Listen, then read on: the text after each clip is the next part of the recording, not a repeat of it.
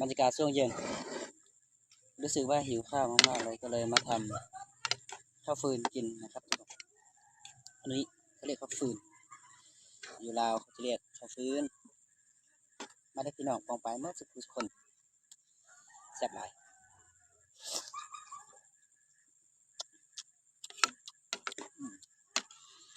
ทั้งเผ็ดทั้งแซ่บ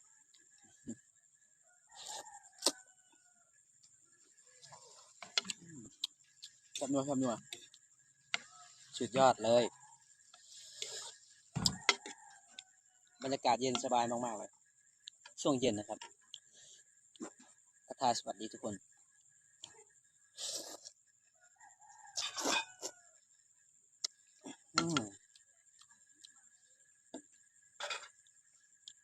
นั่งชิวๆเย็นสบาย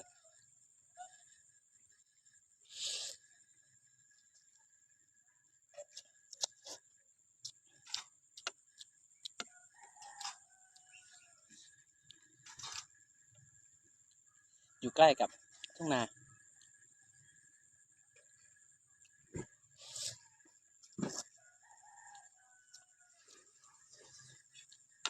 มีคนบอกว่าทำไมไม่พูดเราเป็นคนลาวทำไมไม่พูดภาษาลาวคือเบาเล่าวก็ได้เบาไทยก็ได้เนาะ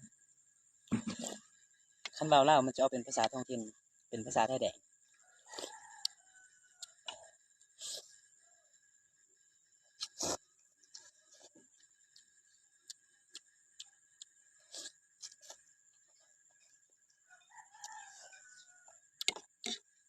มีใครที่อยากให้พักเฮ็ดคลิปจังใดก็คอมเมนต์มาเฮ็ดคลิปจังใดมันก็คือยอดวิวมันก็ยังน้อยอยู่เพราะว่าผู้ติดตามมันยังน้อย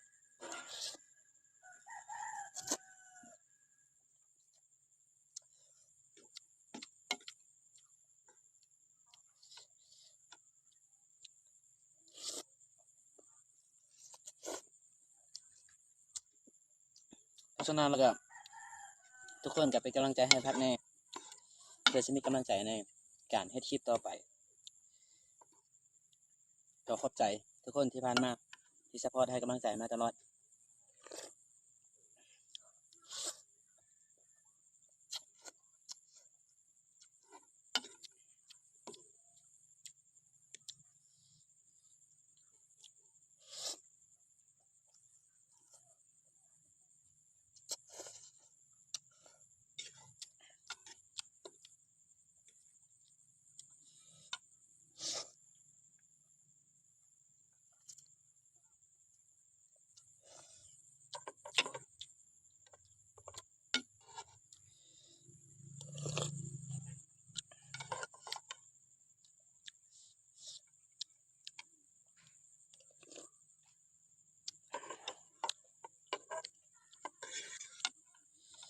สำหรับคลิปนี้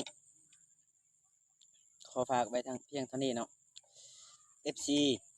ผู้ติดตามแต่ละคนขอบคุณมากๆที่กดไลค์กดแชร์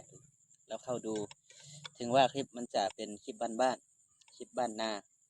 แต่ก็ลงมือทำด้วยความจริงใจนะครับขอบคุณมากๆสำหรับคลิปนี้ต้องขอลาทุกคนบ๊ายบาย